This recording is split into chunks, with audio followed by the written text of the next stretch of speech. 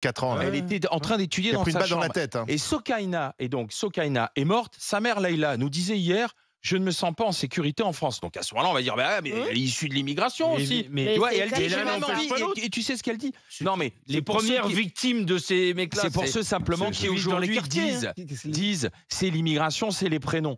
Il y a simplement des gens qui sont issus aussi de l'immigration qui disent je ne me sens plus en sécurité. Le mec en de France, 50 ans, et je suis même prête à quitter le pays. C'est ce qu'elle disait le hier. mec de Leïla, 50 la mère ans de qui a été Sokaina. tué à Dijon d'une balle perdue ce week-end. C'est des Kosovars. C'était un Kosovar. Oui. Mais, Oui, quand mais ils disent, c'est pour ça qu'il faut dire quand Joël. on m'a dit ils tuent nos femmes, ils tuent nos enfants, ils tuent nos maris, etc. Enfin, je rappelle qu'en en réalité, les gens sont plutôt dans leur quartier et ils se tuent entre eux. Quand, quand tu as des règlements de compte, c'est dans le quartier.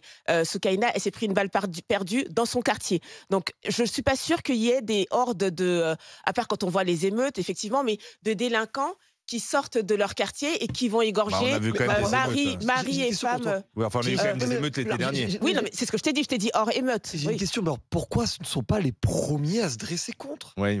Mais attends, Les gens des mais quand quartiers. même les premiers qui ils ont peur, à mon avis, subissent ça. Valéran. Ils subissent ça sur la Ils ont peur. Bah, hein. Oli, attends, Joël, elle en vient de ces quartiers. et justement. déjà, tu as peur, mais en plus, tu es anesthésié. Enfin, la vie des quartiers, ce n'est pas que la drogue. Hein. C'est aussi la pauvreté, c'est aussi se lever à 5 h du mat pour aller nettoyer des bureaux, c'est aussi repartir à 21 h pour aller renettoyer les mêmes bureaux. Enfin, c'est pas une vie où tu te dis, ouais, viens, on se dresse, etc. Non, c'est une vie où tu subis la vie aussi pour beaucoup de personnes. Donc, je veux pas qu'on vienne dire aux gens, ouais, mais soulevez-vous, etc. Mais c'est un peu Alors, comme... moi, et puis en plus, Valérante, c'est faux parce que, excuse-moi, dans ces quartiers, d'ailleurs, ce sont souvent les mères qui sont très courageuses. Parce que les pères, on ne sait pas où ils sont, les pères. Ils sont pas loin, mais évidemment, ils s'occupent pas beaucoup de leurs gamins. Mais les mères montent des brigades. Enfin, c'est pas nouveau, hein. Ça existe depuis très longtemps. Font souvent des ronds dans les quartiers pour récupérer les mômes qui traînent trop tard dehors. C'est pas vrai. Il y a une mobilisation et d'ailleurs, ces mères sont souvent en danger parce que les dealers n'aiment pas ça. C'est pas vrai qu'il y a pas de. Il y a aussi dans certains bars d'immeubles des collectifs de riverains qui se mettent en place pour dire stop aux dealers. Enfin, c'est pas à eux de faire la justice parce que si tu veux. C'est pas Ce eux que de le tu faire. dis, Valéran, est un peu contradictoire avec tes premiers propos. Tu dis attention, parce que si on commence à faire justice nous-mêmes, ça donne ce qui s'est passé en Romans-sur-Isère, mais on peut pas demander aux gens de quartier de faire justice eux-mêmes. C'est à l'État de le faire. Et l'État est défaillant. Et c'est vrai que pour Darmanin, c'est plus facile de dissoudre la division Martel où tu as, 40 nazillons, plutôt que de s'attaquer à ces problèmes, parce que pour l'instant, on n'a pas la solution. Ça fait quand même des années qu'on... Pourtant, ça fait la même longtemps chose. qu'il a dit qu'il les connaissait, tous les points de deal en La réalité, France. c'est que les On connaît politiques... les points de deal, mais visiblement... Oui, mais la réalité, c'est que les politiques sont en train d'instrumentaliser des parties entières de la France, où on va avoir d'un côté Éric Zemmour qui nous dit la France des campagnes face à la France des banlieues, et de l'autre côté, on va avoir la France insoumise qui va dire la France des banlieues face à la France des campagnes. Je suis désolé de dire que si jamais il y a autant de gens qui subissent tout ça, j'aimerais aussi que les politiques n'instrumentalisent pas, du coup, les gens qui vivent dans ces endroits-là. Parce que c'est Céline, comme toujours la même histoire. C'est toujours une très petite partie des gens qui jettent l'opprobre sur tout le reste. C'est toujours la même histoire, mais il faut que les politiques aient la responsabilité de ne pas opposer les Frances entre elles, parce qu'après, c'est des gens qui se rencontrent et qui peuvent se donner des choses comme ce qu'on a vu avec l'affaire de Thomas. Céline, bonjour. Oui, bonjour. Et vous, Bonjour, Céline, Céline. qu'en dites-vous alors?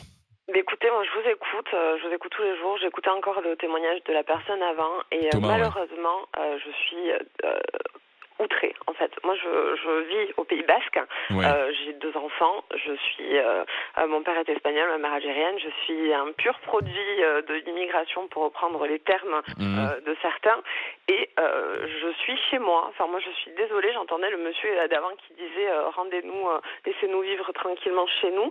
Je suis désolée, je suis française, je suis née en France, mes parents travaillaient toute leur vie pour qu'on puisse avoir quelque chose, je travaille et je suis de plus en plus choquée de voir que même dans des petits coins où il n'y a pas forcément de cité, enfin je ne sais pas si vous connaissez un peu la côte basque, c'est pas Marseille, c'est pas Paris, et pourtant il y a une espèce de normalisation d'un racisme anti-arabe, mais pas que, malheureusement c'est pas que anti-étranger en général, qui devient de plus Et comment vous le en plus. ressentez? Je le ressens de la façon suivante, c'est-à-dire que moi j'ai 2 prénoms, j'utilise celui qui est plus français. À mes enfants, je leur ai donné des prénoms qui sont neutres. Je le ressens comme mon fils qui a 14 ans qui me dit « Maman, si je me fais contrôler en scooter par la police, est-ce que tu crois que je vais me faire taper ?» Mais non, c'est la police qui sont là pour vous contrôler, c'est normal, tu ne fais rien de mal, c'est normal, tu n'as rien à dire, tu restes poli comme tu l'as toujours été. Mais comment le racisme au quotidien se manifeste? Ça se Vous avez des manifeste réflexions, pour vous. Ah oui, non mais enfin, tu peux traverser. L'autre jour, je sortais de chez le dentiste avec mes fils. Je traverse une place sur Anglette. Je veux dire, on n'est pas, voilà, c'est Anglette. Et des gens tout à fait normaux, très propres sur eux, qui commencent, alors que je parlais en espagnol à ce moment-là, mes enfants, je parlais même pas en arabe. Salam alaikum, ça va ton couscous, rentrez chez vous. Mais on est en France, quoi. Enfin, moi, je suis née ici. Je suis née ici, quoi. Je vais où? Non, mais. Enfin, on en est là. Je trouve ça choquant parce que j'ai l'impression que ce sont des prémices, en fait. Il y a un terreau que les gens se taisent, qui commence à remonter un petit peu à la surface, à se normaliser. Et on disait qui ne connaît pas son histoire est condamné à la revivre. Alors moi, je pose la question, est-ce que demain, on va revivre ce qu'on a vécu pendant la Seconde Guerre mondiale envers les Juifs, envers les Arabes? Moi, je fais pas d'histoire, j'ai pas de casier, je pratique ma religion dans mon intimité parce qu'elle est intime. Où est-ce que je vais? Où est-ce que je vais? En Algérie, on est des immigrés. En Espagne, on est des Français. Et en France, on n'est rien. Ce que vous dites là, Céline, c'est en train de toucher beaucoup Joël aussi. Joël. Désolée. Je suis française. Non, mais parce que je suis désolée pour Céline, parce que moi, la semaine dernière, je me suis couchée. Je crois que c'était après l'émission, peut-être un jour après l'émission de la semaine dernière.